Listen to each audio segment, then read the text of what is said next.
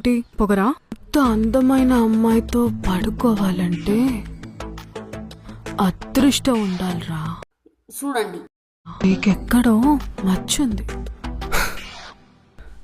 నేను పడుకుని I class అమ్మాయిలు చెప్పాను అనుకో, ఫిట్స్. చూడండి అక్కడ ఏముందో మీకు చేసి.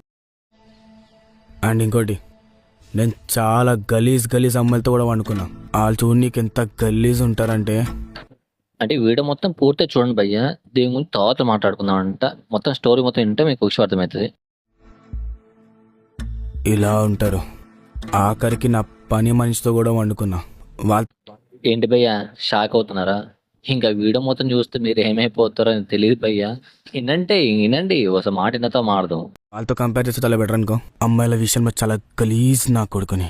నువ్వు నన్ను జడ్జ్ చేయకే. అయితే మరి నాతో చేయడానికి ఏంటి ప్రాబ్లం? ఇప్పుడు ఈ వీడియో వల్ల వచ్చిన లాభం ఏంటో నాకు కొంచెం కూడా అర్థం కావట్లేదు భయ్య. యాక్టింగ్ అనాలా మరి ఏమన్నా నాకేం అర్థం కావట్లేదు. మన బాస్ ముసలిన డాష్ కాడు, వాడికే నన్ను చూస్తే చూడండి రోజుకి 10 సార్లు మూడొస్తుందంట.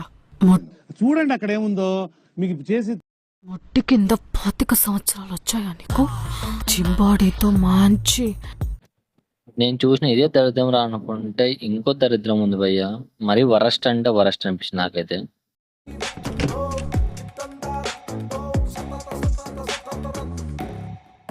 చెత్త నా కొడుక. మనిషిని అనుకున్నావా, కుక్కని అనుకున్నావా? ఎలా చేస్తారా అక్కడ?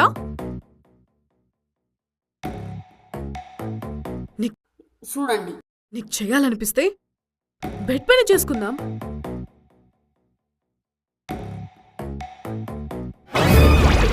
ఎంతకు తెగించారా నన్ను? నచ్చినట్టు చేస్తే నీలాంటి దాని దగ్గర డబ్బులు పెట్టిన తప్పించుకోవటం. భయ్యా మీరంతా ఈ వీడియో చూసే ఉంటారు. నాకు చిన్న డౌట్ వచ్చింది ఏంటంటే, యూట్యూబ్ ఎలా రికమెండ్ చేస్తుంది ఇలాంటి డైలాగ్స్ కానీ అనుకున్న బ్యాక్గ్రౌండ్ కానీ అన్నీ కూడా వల్గర్గానే ఉన్నాయని తెలిసిందన్నమాట. కానీ వీటికి మాత్రం ఎలాంటి రెస్ట్రిక్షన్స్ అయితే ఉండవు అనుకుంటా. మేము వచ్చిన క్లిప్ పెట్టినా కూడా దానికి $10 రెస్ట్రిక్షన్స్, ఇది వర్కౌట్ అవ్వదు అని చెప్తూ ఉంటుంది. వీళ్ళంటి మాట మాత్రం ఏమైనా చేసుకోవచ్చు అంట. బట్ ఈ షార్ట్ ఫిల్మ్ అనాలా మరి ఏమన్నా నాకు అర్థం కావట్లేదు. ఇంతకుముందుకు ఒక short film I think wide romance, ఇంకోటి ఏమో అంతకుముందు దిక్కుమల స్టోరీ కూడా ఉంది 24 hours రొమాన్స్. అది ఇంకా season 1, 2 కూడా ఉందంట. అది ఎందుకు తీశారో కూడా ఎవరు తెలియదు భయ్య. పనికి మాలిన స్టోరీ. దీంట్లో కూడా ఏం స్టోరీ నాకేం అర్థం కావట్లేదు. పడుకోవడం దీనికోవడం అనేది ఒకటి ఉందంట. దీనివల్ల మరి సమాజానికి ఏం మిస్ అవుదామని చెప్పేసి అనుకుంటున్నాం, నాకు అర్థం కావట్లేదు. ఎంతగా సినిమా ఈ షార్ట్ ఫిల్మ్ చూసారో లేదు ఒకసారి కామెంట్లు చెప్పండి భయ్య. నాకు ఈ షార్ట్స్ వల్ల రికమెండ్ అయ్యిందన్నమాట. ఐ థింక్ వ్యూస్ ఎక్కువ వచ్చినాయి కాబట్టి ఆటోమేటిక్ రికమెండ్ అవుతుంది షార్ట్స్ అనేది. సో నాకు అందుకే రికమెండ్ అయినట్టు ఉంది. కింద క్యాప్షన్ చూసినప్పుడు పిచ్చెక్కిపోయింది అన్నమాట, ఏంట్రా బాబు ఇలా ఉంది అని చెప్పేసి. ఇలాంటి వాటికి రెక్షన్స్ ఏమి ఉండవు అనుకుంటా యూట్యూబ్కి. మేమైతే చిన్న పెట్టినా కూడా పెద్ద లొల్లి పెడతామంట. అది పనికొచ్చి ముచ్చట్టిన అది కూడా అయినా కూడా యూట్యూబ్ మనకి వేస్తామంటారు డైలాగ్ మొత్తానికి. మరి దీనికి ఎలా ఒప్పుకుంటున్నా నాకైతే అర్థం కావట్లేదు.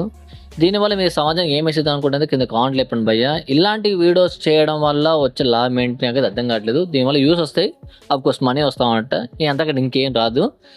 అఫ్కోర్స్ జనాలు కూడా ఏం వస్తుంది, తప్పి ఆడ కూడా ఏం లేదులేండి. జనానికి ఇలా ఉంటేనే చాలా మంది చూస్తూ ఉంటారు. చూసిన ఆడు వ్యూస్ చూస్తే మాత్రం అన్ని ల్యాక్స్లో ఉన్నాయంట, 50 lakhs 70 lakhs కూడా ఉన్నాయంట.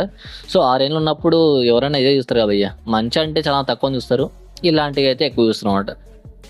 వాట్ ఎవర్ ఎవరు ఒపీనియన్ అంట. నాకు ఇలాంటి దేశం సంకనాకపోవడం కానీ ఏంటంటే ఈ పనికి మన వీడియోస్ అనేసి నాకైతే అనిపిస్తున్నామంట. మీరేమనుకుంటే కింద కామెంట్లో చెప్పండి. Thanks for watching. జై హింద్.